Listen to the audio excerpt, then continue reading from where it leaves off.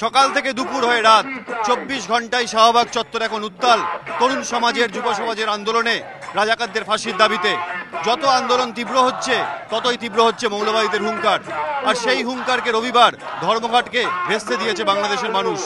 গোটা ঢাকায় জনজীবন ছিল স্বাভাবিক, আর যতই রোববার থেকে সোমবার এই রাজাকারদের ফাঁসির দাবিতে উত্তাল হয়েছে ঢাকা ছাড়িয়ে গোটা বাংলাদেশ।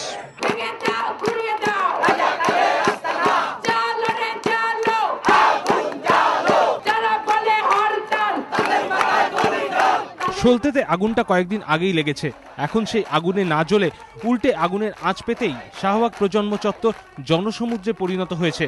সন্ধেবেলাতে শাহবাগ চত্বরে সামিল অসংখ্য ছাত্রছাত্রী থেকে যুব সমাজ। দাবি একটাই, রাজকারদের সর্বোচ্চ শাস্তি।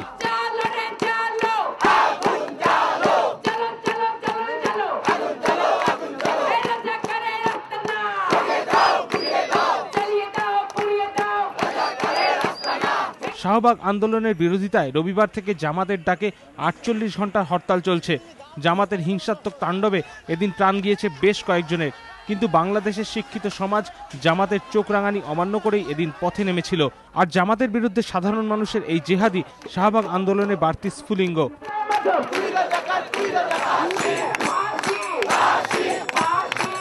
এদিন সন্ধে হতেই শাহবাগ চত্বরে ভিড়টা বাড়তে থাকে। নাগরিক সমাজের আন্দোলন দমনে জামাতের হুঙ্কার অগ্রাহ্য করে গানে স্লোগানে ভরে ওঠে চারদিক।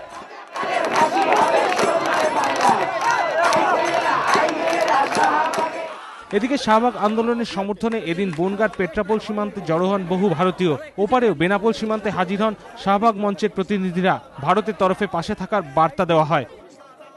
আমরা সম্পূর্ণভাবে মনে করি যে এটা বাংলার লড়াই, বাংলার অস্তিত্ব রাখার লড়াই, বাংলা ভাষা অস্তিত্ব রাখার লড়াই। সেই বাংলা ভাষা অস্তিত্ব রাখার লড়াইয়ে ওই বাংলার লোকজন লড়ছে, ওই বাংলার সাধারণ মানুষ লড়ছে, তার পাশে আমরা দাঁড়াতেই আজকে এসেছি। এই আন্দোলন ন্যায়সঙ্গত, এই আন্দোলন মানবতার জয়ের আন্দোলন। এই আন্দোলনকে স্বীকৃতি এবং সংহতি এবং সমর্থন জানিয়ে ভারতের জনগণ আমাদের এখানে পতাকা এক্সচেঞ্জ এবং আমাদেরকে এই আন্দোলনের সাথে সম্পৃক্ত হওয়ার জন্য তারা এসছেন এই নোমাসল্যান্ডে। 1971-এর 3রা মার্চ বাংলাদেশের স্বাধীনতার ইশতেহার প্রকাশ করেছিলেন মুজিবুর রহমান।